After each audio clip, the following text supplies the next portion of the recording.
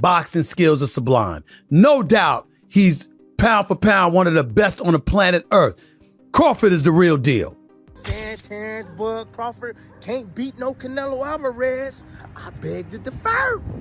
He gonna smash Canelo Alvarez, man. I'm telling y'all right now. Honestly, like, as of right now, I think Bud to beat Canelo. It's not gonna switch. There's nothing that's gonna change what I feel.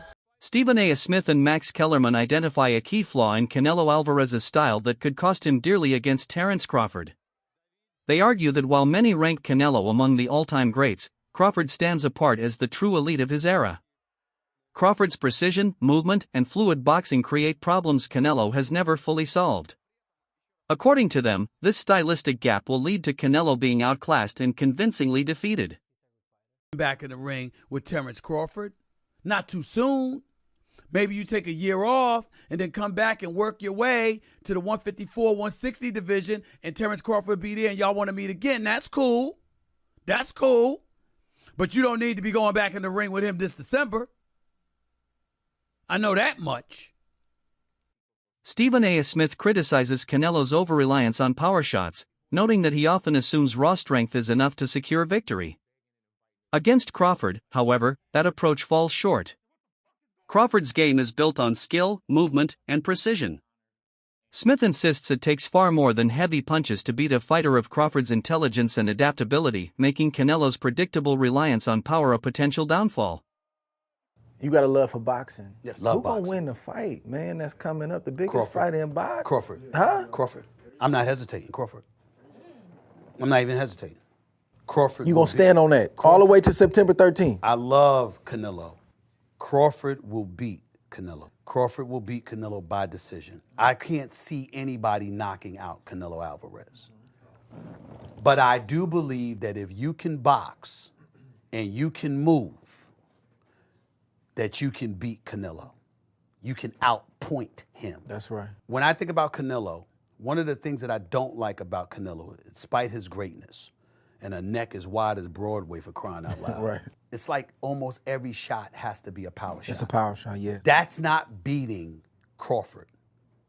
I will confess, I think Gervonta Davis's trainer, Cal, I think he said this. He said Crawford could find himself in trouble if he decides to engage with Canelo, because Canelo is the naturally bigger, stronger fighter. And I don't care that Crawford's gotten bigger, and I don't care that Crawford's gonna go in there just as big as Canelo. Canelo is accustomed to fighting at the weight, and Crawford is not. And Canelo is a genius in this regard. You don't see him show up for fights not ready. He's always ready. Always prepared. He's always ready. He's always prepared. So I think he's the slower fighter, though. And I think that Crawford is brilliant as a boxer. And I think that between switching to conventional and southpaw, using his jab and movement, I think that Crawford is going to outpoint Canelo because he's faster. Stephen A. Smith and Max Kellerman identify a key flaw in Canelo Alvarez's style that could cost him dearly against Terence Crawford. They argue that while many rank Canelo among the all-time greats, Crawford stands apart as the true elite of his era. Crawford's precision, movement, and fluid boxing create problems Canelo has never fully solved. According to them, this stylistic gap will lead to Canelo being outclassed and convincingly defeated. Crawford. Best defense. Crawford. Nowadays, Crawford. I would say early in the fight, Canelo. And earlier in his career, Canelo. But he hasn't been that kind of fighter in recent years. Although Crawford is also hittable. With any fighter, when you talk about their defense, the question is not, can they be hit with a shot? You take punches. Everyone, the greatest defensive fighters ever get hit. Pernell Whitaker, Willie Pep, Floyd Mayweather, they all get hit. The question is, can you hit them with combinations? And both guys are hard to hit. With the two-piece, hard to hit. So who has the best footwork out of the two? In terms of cutting off the ring, last fight notwithstanding, Canelo has gotten much better at cutting off the ring. But, early in his career, he had a problem with that and was much more comfortable counterpunching. But overall, I have to say Crawford. If you go down the list and ask me about tactical advantages, most of them are Crawford. What Canelo has is size, and as a result, physical strength and punching power. Canelo also has a great chin. But in terms of, if you want to go skill for skill, especially the recent version of Canelo, who's had to turn into a seek and destroy guy, who had to learn as his career went on to cut off the ring and not just follow guys around. Like Lara, Trout, Floyd, he followed those guys around. He had trouble because he's really a natural counterpuncher who wants you to come to him. Timothy Bradley Jr. draws parallels between Muhammad Ali's historic upset of George Foreman and Crawford's current situation. Just as many once doubted Ali due to Foreman's size and power, critics now question Crawford's chances against Canelo. Bradley argues that greatness isn't defined by physical dimensions but by strategy, resilience, and preparation. He notes Crawford has spent a full year training specifically for Canelo, showing the same kind of dedication Ali once did to defy the odds. They said Ali couldn't beat George Foreman. Yep. They said that Jack Dempsey couldn't beat Jess Willard. Yeah. 6'6", Jess Willard, 250 plus pounds. Little old Jack Dempsey knocked him out. Yeah, they saying Terence Bud Crawford can't beat no Canelo Alvarez. I beg to differ. He gonna smash Canelo Alvarez, man. I'm telling y'all right now. He gonna smash Canelo Alvarez. It's not gonna even be a fair fight. I promise you that. It's not gonna be a fair fight. Because the minute he get acclimated to that punching power, it's gonna be over for Canelo Alvarez. Yeah, that wide swinging left hook, them big looping right hands. Oh, he can straighten that right hand. You don't think they're gonna be ready for that? Crawford and his team are the best in the business. Yeah, best in the business. Crawford has trained for this for an entire year. 1 year for one man. Thinking about him every day when he's out there grinding, watching video, studying film. Yeah, everybody talking about the weight. Oh, the weight, he too heavy. Tell, it was weight classes for a reason and all of this crap. Man, you think greatness is just built on just being comfortable? Greatness is built on being uncomfortable. Yeah, before we even landed on the moon, it was an idea, right? It was an idea. And then they brought it to life, and we landed on the moon. I know there's some conspiracy theories out there saying that we didn't land on the moon, but you know what the hell I'm talking about. You get it? Yeah, we talk about size. Like size is everything. What about skill? What about mentality? Boxing insider Bernie strongly rejects the idea that Crawford is too small for this fight. He argues Crawford's frame and presence have long been underestimated, with his success in higher weight classes proving otherwise. Bernie emphasizes that Crawford isn't moving up recklessly, he's calculated, intelligent, and knows how to manage larger opponents. He insists the real difference will be mental sharpness and preparation, areas where Crawford's team prides itself on being ahead of Canelo's camp. Crawford, you've seen him in the gym, but have you seen the best Crawford under the lights, you think? When they say the best Crawford, I don't know. I like all Crawfords, how you do. You know, that's what makes him a dynamic champion. You know what I'm saying? The best Crawford is what it takes to win. You know what I mean? Now, some fights are more interested than others. As far as, like I say, the fight with Klimov was a kind of a slow fight. You know, and maybe the Madrimov was a slow fight. Benavidez was kind of a slow fight until he knocked him out. But he was doing a lot of great things in there. So Buzz fights, they always exciting. You never know what's going to happen in those fights. So the best Crawford he's always at his best. PHX Patriot, thank you for the $2. Get the likes of BMB, best in the biz. Something when Bud walked Canelo down. No way he's too small. Fire. Let's go Crawford. Exactly. Yeah, a lot of people do say that. A lot of people are saying that they don't think that the walking down situation will happen because of the wrestling background, the grapplings, the tactics, you know, the balance and stuff like that. Stuff that Bud knows how to do because of his, you know, wrestling background. What would you say? Man, I don't know nothing about no wrestling background. I mean, he did wrestle but he's not no He was not no national champion wrestler. He was not no real high school wrestler where he was wrestling all his years in high school. He wrestled. The man is just a freak of nature. He's an athlete. You understand? That's what it is. So his specialty is boxing. Okay, now he's strong as an ox. That's where his shit coming from. So they're not wrestling. It's not gonna be no fucking wrestling. You feel me? He doing strength and conditioning training. He's strong as an ox, like we already know that. His hands is like baseball mitts. Canelo Alvarez himself has approached the matchup with humility and respect, acknowledging Crawford as a legitimate threat despite being naturally smaller. He admits that at the elite level, weight isn't always decisive, skills and adjustments matter most. Canelo makes it clear he isn't underestimating Crawford, preparing with complete focus and discipline. His professionalism shows fans that this will not be a fight of complacency but one where both fighters showcase their absolute best. Me, because Terence is a smaller guy, and why do I need to fight this guy? For you, what changed? Tell me about the moment where you're like, you know what? Maybe I'll do this. This sounds like a good idea. No, if you're thinking about it, look how big turns this fight. It's a big fight. No, that's why made me change.